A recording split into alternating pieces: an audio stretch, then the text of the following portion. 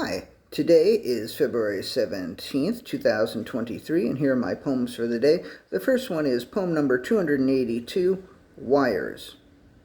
As many wires as there are just now, jumbled in gnarled configuration on the floor, there have been days, and recently, when I've seen many, many more.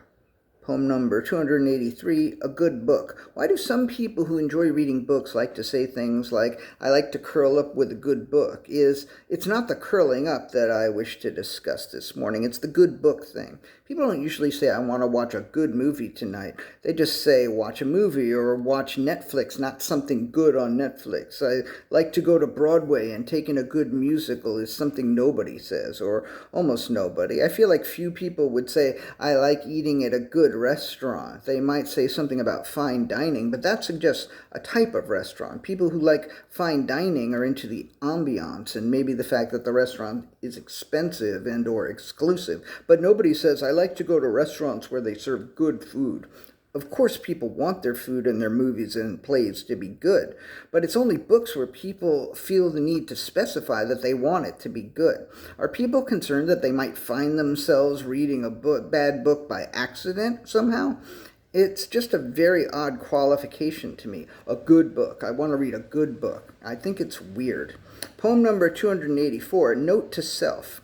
A note to self. Here's what it said. Do not forget to shave your head.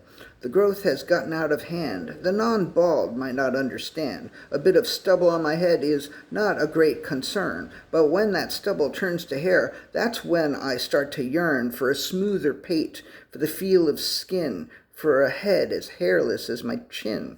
After I've had a really good shave, then I can go out and be depraved, and how I crave to misbehave, but I prefer to do it with my head shaved. The two are truly intertwined. The cleaner my head, the dirtier my mind.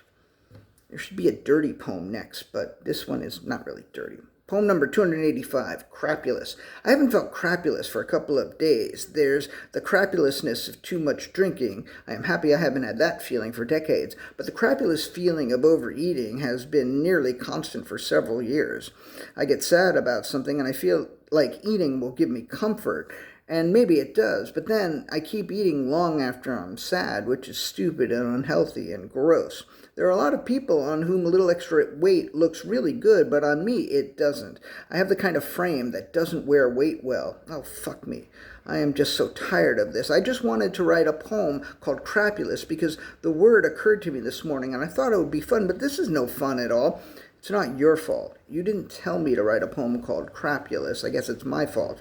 But the word has so much promise. It is pungent with possibility. No, it is pregnant with possibility. No, it is pregnant with potential. Maybe it's not any of those things, but whatever. This poem is full of, and I'm not saying it, but whatever this poem is full of, and I'm not saying it's full of crap, whatever this poem is full of, it will not achieve what it could have achieved. I know what I should have done. Last night, before this poem even existed, I should have taken it out to an all-you-can-eat restaurant and then gone bar hopping with it and gotten it shit-faced drunk, and then I should have taken it home and let it sleep it off. If I had done that, then this poem would be so fucking crapulous. It would be shitting and puking and groaning and full of remorse and regret, and I could comfort it with tea and sympathy. And it would say, you are truly a very good friend, Johnny, which would be nice to hear, but wouldn't be true because what kind of a friend gets a poem that doesn't even exist yet, shit-faced drunk and stuffed with food, simply so that that poem can live up to its name? That doesn't sound like a friend. That sounds like an opportunistic and manipulative charlatan. So I guess maybe it's just as well that I didn't do that to this poem. And at this point, I feel as though I've done enough with it, so I can move on. And the last poem today is poem number 286, Shift. It can be disorienting when things shift in real time, when things turn on a dime, but it can also be fun. A wild ride as another concealed side of the self is revealed and wounds are healed. A shift can be uplifting, can be a gift. It is a gift, and I am grateful. And I am grateful to you all for listening, and really grateful. Thank you very much. Fresh beats.